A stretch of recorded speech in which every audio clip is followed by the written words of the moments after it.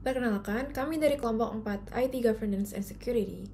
Perkenalkan, nama saya Nadine Syifa Swasana dengan NIM 2802547313. Dan kali ini saya akan menjawab pertanyaan mengenai apa kontribusi ISO 27000 terhadap IT Governance.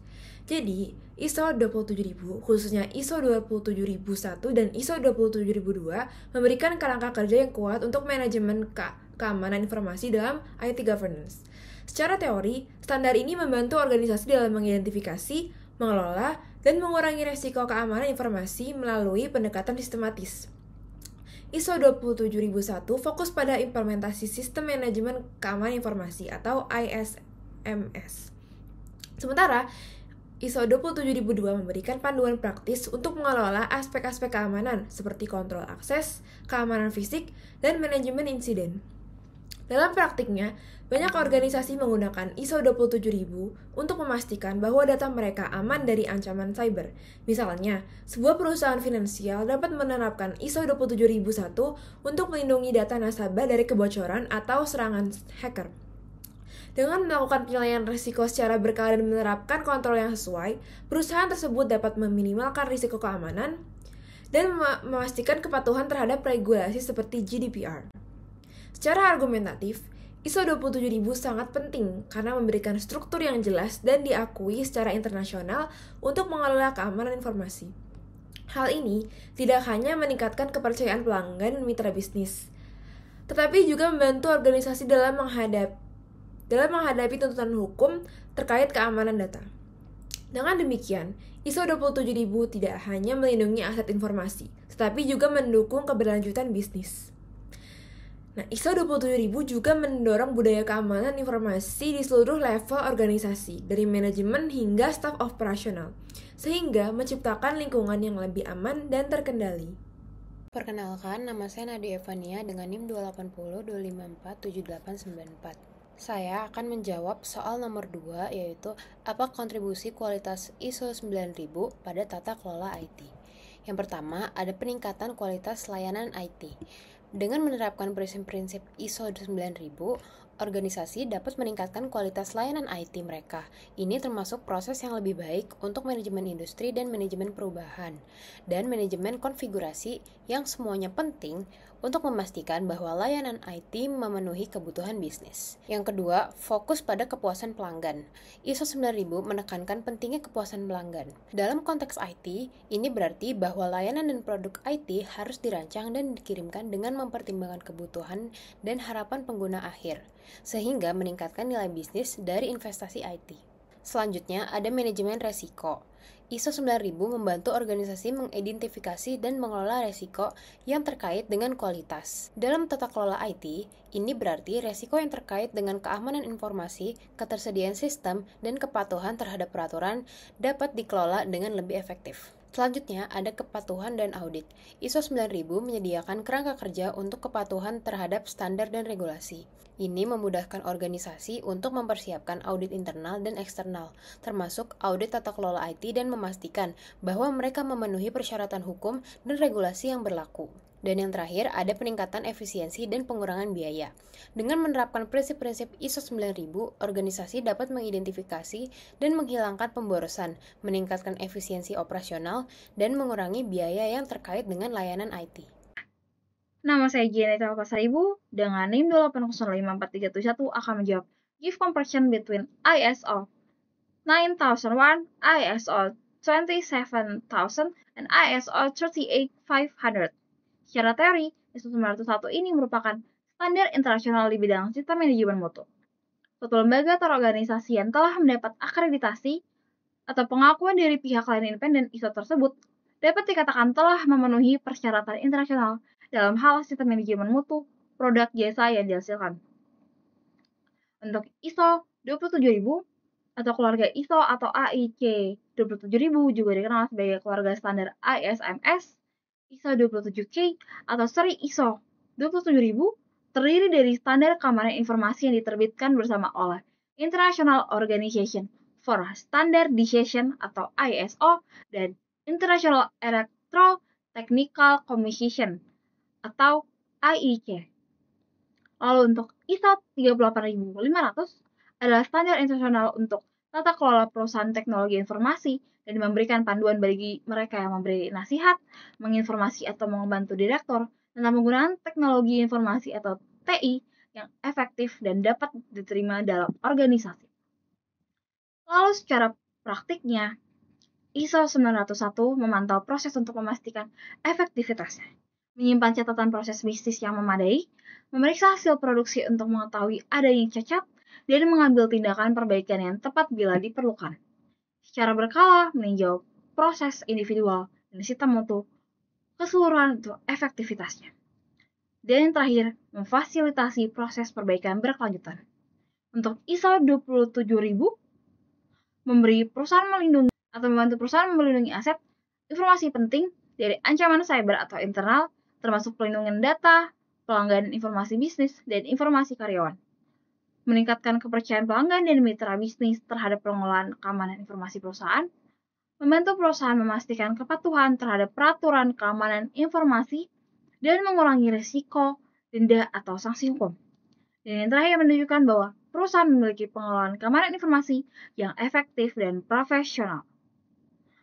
Lalu, ISO 38500 memberikan jaminan kepada semua pemangku kepentingan perusahaan bahwa mereka dapat memiliki keyakinan terhadap tata kelola teknologi informasi perusahaan mereka.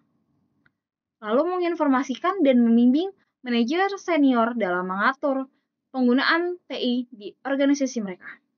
Lalu yang terakhir, menyediakan dasar untuk evaluasi objektif tata kelola perusahaan TI. Lalu, untuk argumentasi, ISO 901 berfokus pada standar internasional di bidang sistem manajemen mutu dan menjadi syarat suatu perusahaan berkembang menggunakan ISO 901 dan sudah memenuhi persyaratan internasional dalam hal sistem manajemen mutu, produk atau jasa yang dihasilkannya. Untuk ISO 27000 berfokus pada standar keamanan informasi yang diterbitkan bersama oleh International Organization for Standardization atau ISO dan International Electrotechnical Commission atau IEC.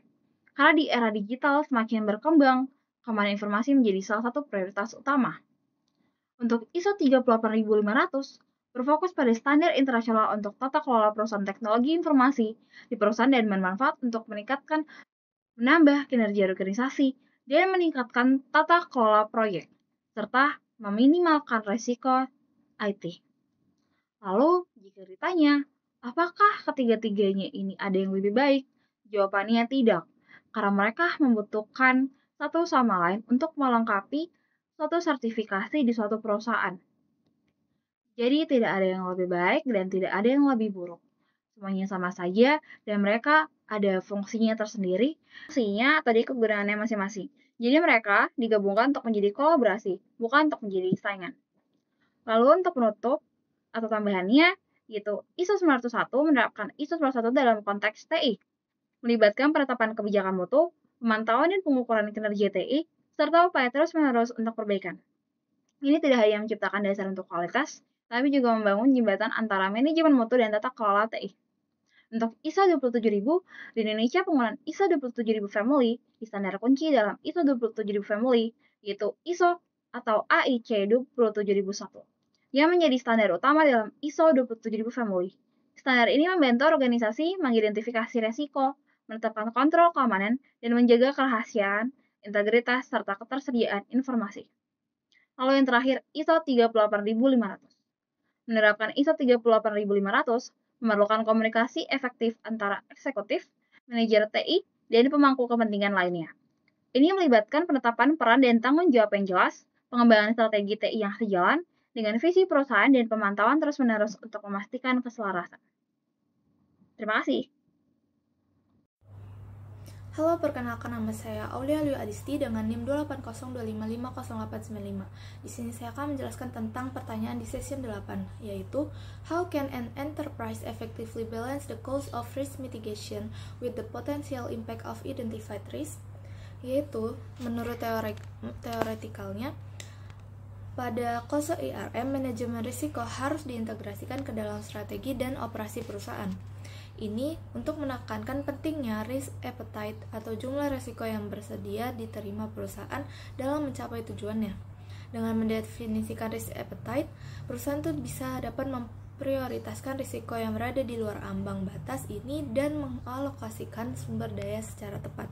Selain itu, proses penilaian risiko dalam KOSO IRM itu bisa melibatkan evaluasi terhadap kemungkinan dan signifikasi risiko, yang bisa membantu dalam mengurutkan risiko dan menentukan mana yang memerlukan perhatian segera.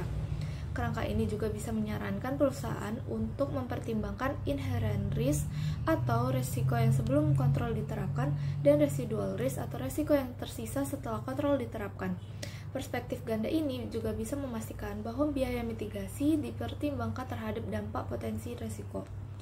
Yang kedua, untuk practical application-nya, yaitu perusahaan bisa menggunakan alat prioritasi risiko seperti Risk Assessment Analysis Chart untuk memetakan risiko berdasarkan kemungkinan dan signifikannya. Contohnya, jika perusahaan mengidentifikasi kegagalan sistem IT yang bisa beresiko tinggi dan dapat mengganggu operasi, perusahaan bisa berinvestasi dalam sistem redundan atau solusi pemulihan bencana.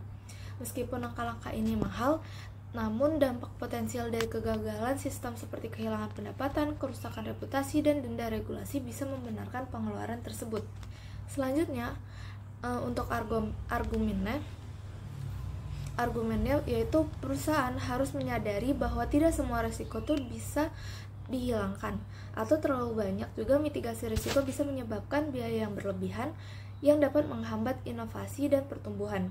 Sebaliknya, jika mitigasi yang kurang dapat membuat perusahaan terpapar kerugian signifikan. Dan terakhir ada pelengkap, yaitu perusahaan harus membangun mekanisme pemantauan risiko yang berkelanjutan. Ini bisa melibatkan penggunaan alat seperti dashboard, manajemen, dan alarm untuk melacak status risiko yang teridentifikasi dan mendeteksi risiko baru saat muncul. Pelaporan dan komunikasi rutin di semua tingkat organisasi memastikan bahwa manajemen risiko tetap menjadi proses yang dinamis dan berkelanjutan. Selain itu, perusahaan juga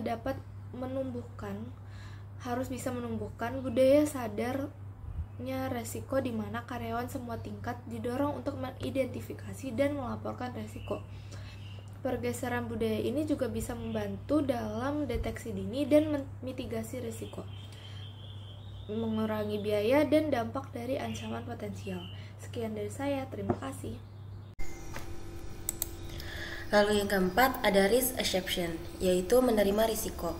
Jadi strategi ini digunakan jika risiko berada dalam toleransi perusahaan, sehingga tidak ada tindakan khusus yang diambil selain pemantauan.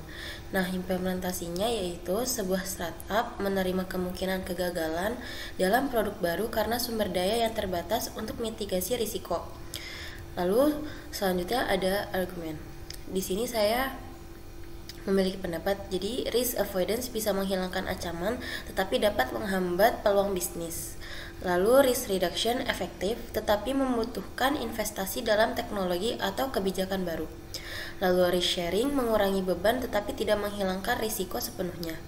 Lalu risk acceptance memungkinkan fleksibilitas tetapi bisa berbahaya jika risiko diabaikan tanpa pemantauan.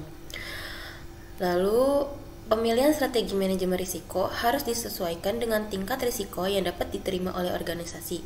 Menggunakan kombinasi strategi seringkali lebih efektif dibandingkan hanya menerapkan satu pendekatan saja.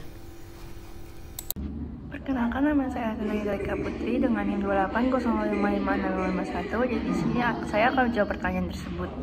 How should an enterprise decide which strategy to implement for specific rates? Di sini ada teori pengolahan risiko. Jadi yang pertama ada identifikasi risiko, yaitu mengidentifikasi dan mendefinisikan risiko yang dapat mempengaruhi perusahaan. Yang kedua yaitu penilaian risiko, menilai seberapa besar dampak dan kemungkinan terjadi risiko tersebut. Yang ketiga ada evaluasi risiko. Jadi di sini menentukan apakah risiko tersebut dapat diterima dan perlu ditangani lebih lanjut. Selanjutnya ada practical application. Di sini ada dua jenis, yaitu ada menilai jenis risiko. Pertama, risiko keuangan, jadi dapat dipindahkan dengan asuransi atau lindung nilai. Yang kedua, ada risiko operasional, di sini dapat dikurangi dengan SOP yang ketat dan pelatihan karyawan. Yang ketiga, ada risiko strategis, dapat dihindari dengan riset pasar dan keputusan bisnis yang lebih matang. Yang kedua di sini ada menggunakan analisis kuantitatif dan kualitatif. Jadi di sini ada analisis kualitatif seperti Monte Carlo simulation dapat membantu menilai probabilitas dan dampak risiko secara numerik. Yang kedua ada analisis kualitatif seperti SWOT analisis dapat digunakan untuk menilai risiko yang lebih subjektif. Selanjutnya itu ada argumentasi. Jadi mengapa perusahaan harus mempertimbangkan berbagai strategi dalam manajemen risiko? Yang pertama ada efisiensi biaya. Tidak semua risiko perlu dimitigasi dengan biaya tinggi. Beberapa risiko bisa ditoleransi. Yang kedua adalah keberlanjutan bisnis. Jadi menghindari risiko yang dapat menyebabkan kehancuran perusahaan lebih baik daripada hanya menanggungnya. Yang ketiga ada optimalisasi sumber daya. Jadi perusahaan harus memiliki strategi yang memberikan keseimbangan antara biaya dan manfaat mitigasi risiko. Yang keempat ada addition. Jadi selain strategi yang sudah disebutkan tersebut, perusahaan juga bisa memperhatikan aspek berikut, yaitu ada teknologi dan digitalisasi, yaitu seperti menggunakan AI dan bisa ketahuan untuk deteksi risiko lebih cepat. Yang kedua ada regulasi dan kepatuhan. Jadi ini mengikuti standar Indonesia dan regulasi pemerintah agar menghindari sanksi hukum. Yang ketiga ada budaya perusahaan. Jadi membangun daya kesadaran risiko agar karyawan lebih proaktif dalam mengelola risiko.